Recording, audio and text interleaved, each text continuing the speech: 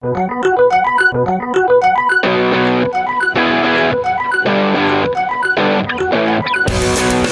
Coaches Show with Penn-Trafford coach John Ruane is presented by the Ground Round near the Westmoreland Mall in Greensburg. Whether it's specialty burgers and sandwiches, one-of-a-kind fajitas, or one of their homemade dinners, we've got what you like at the Ground Round. Welcome back to Warrior Stadium as we continue live on the Capozzi Orthodontics pregame show. Dan Flickinger now joining you. And joining me is the fifth-year head coach of the Penn-Trafford Warriors, John Ruane. And our Coaches Show is brought to you by the Ground Round in Greensburg.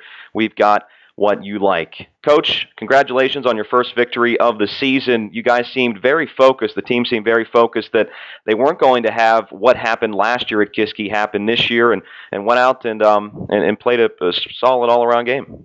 Yeah, we were real pleased. After the first drive initially, they moved the ball a little bit. They had a penalty and had a touchdown called back, but we blocked the field goal.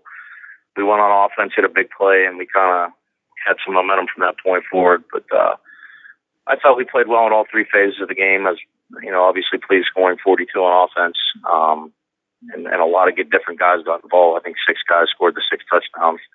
But defense, I thought we were a lot more aggressive, against Kiski, and we ran to the football a lot better than we did, obviously, a year ago. So, defense did a nice job of maintaining what we were doing. And then I thought our best improvement was in special teams. We covered kicks very well and had some dangerous returners. I thought we did a lot of good things in that department, too.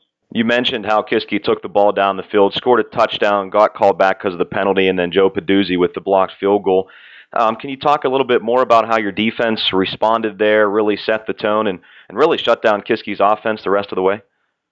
Yeah, I think that, week one, you play 2 scrimmages, but you don't really have speed of the game down pat till you play week one, and it obviously took us a minute to get acclimated to that. But I think once we settled in and, we obviously played with a lead the entire game, defense was pretty confident. They read their keys and made a lot of plays. I thought the Kiski, they have a very good, talented group of athletes with their quarterback and their tailback are both returning starters, and they had some perimeter guys who could run. I thought we did a nice job containing those guys all night. You guys go up 21-0 prior to the end of the first quarter. Brett threw 2 long touchdown passes, the first to Timmy Vecchio, the second to Devin Austin. Those guys were wide open. When you looked at film, was it busted coverages on Kiski's part? How did they get that wide open on plays from scrimmage like that? I think the one to Vecchio was a busted coverage. Mm-hmm. He just got kind of lost behind them, and they didn't know where he was. The one to Devin was a design. He did a great job selling the play, and we found the sideline wide open. So a little bit of both. I mean, they play man-to-man, so they take some risks, and we were willing to take risks back at them. So it worked out in our favor. Sandwich between those 2 long TDs, the onside kick you guys are able to recover. Talk about the decision to try for that there, Coach, and the really fantastic execution of your guys on the play. Yeah, I mean, when you hit a roughing the passer, so we took it on the kickoff, and then, you have 2 choices, try to bang it through the end zone, or maybe an onside kick isn't so bad, because if they get it, they're at the 30 or 35, so it's not going to kill you anyway. So we decided, Coach Ron Prady called down and said, let's try it. I said, okay, let's do it. Mm-hmm. And Jonah Lisman made a great kick, and Anthony Fiasco, looked like he was, picking up a ground ball in the outfield. It was perfect. And that was a big, big moment for us, because it was 14, and one play later it was 21, and that kind of sucked the life out of him, I thought. Sure, we'll ask you all season plenty about Brett LaFoon, but talk about his play in the opener, not only throwing for 3 touchdowns, but also running 1 in as well. Yeah, he had a lot of poise on Friday. I think they wanted to try to, I don't want to say knock him out of the game by hitting him, but they certainly were getting their shots in on him. And Brett stayed poised the entire game. He was 7 of 8 and was nearly perfect. Ran the ball very well, made some checks at the line of scrimmage to put us in the right play call. He's doing what we expect. I think he's a great player. It's his 3rd year in our system, 2nd year as a starter.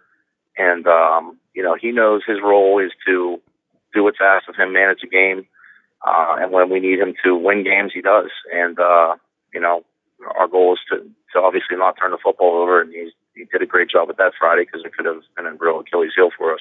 But I thought he played very well. I know coaches after every game, I guess it's kind of a cliche thing to say, but it was a team win. Well, it really seemed like a team win for you guys against Kiski. There was a number of individuals that stood out. Jonah Lisbon and Joe Peduzzi are the ones that that pop into my head that we might not have heard a lot about and from last year, but those guys really seem to have a good opener. Yeah, the usual suspects, the Vecchios and the Austins and the Lafoons all did their thing, but certainly Joe Peduzzi came on the scene in a big way. I mean, I think he had 5 touches and 150-some yards on those 5 touches, which was ridiculous. I mean, he's a tremendous athlete, maybe our best athlete, and he's going to definitely be in some situations where he's going to touch the ball for us. He obviously started at safety as well. He's dynamic. I mean, he's certainly a playmaker that we want to get involved in the game plan.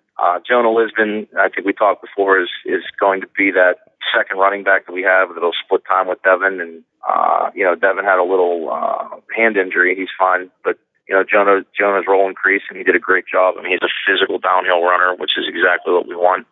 And I think he showed that he's, a name to be reckoned with this year. Well, Coach, there's always some things to work on. It seemed as if penalties plagued you guys a little bit last week at Kiski.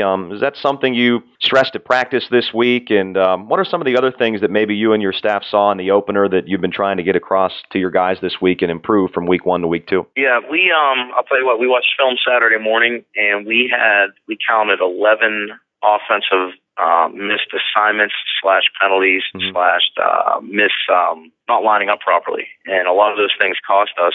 Instead of we had a 3rd and 2 that turned into a 3rd and 7, which led to a punt, which led to a penalty, which led to Kiski's only touchdown of the game. So a lot of self-inflicted wounds we definitely need to shore up. You hope after one game everyone's settled in, and you can eliminate a lot of those things, but we certainly cannot make those mistakes in the future. It's going to bite us. Connellsville, your opponent here tonight, a team that gave you guys a little bit of a scare a year ago. Is that something that you reminded your guys about a little bit throughout the week? And what can you tell us about the Falcons? Yeah, I mean, they were a Hail Mary away from beating us last year. It was down to the wire, and fortunately we broke that play up at the end. But I'll tell you this, that game against McKeesport, I know everyone read the paper, and it was 36-7, and the kid had 300 yards rushing, but it was 7-0 with, I think, 3 minutes to go in the first half. And, McKeesport wasn't gouging them by any stretch.